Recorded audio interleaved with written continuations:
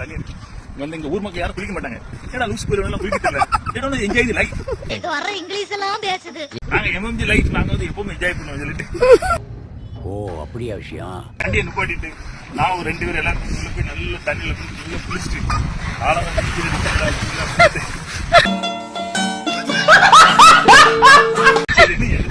வந்துட்டோம்.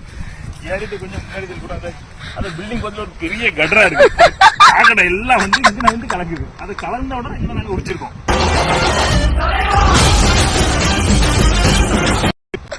ஐயோ இது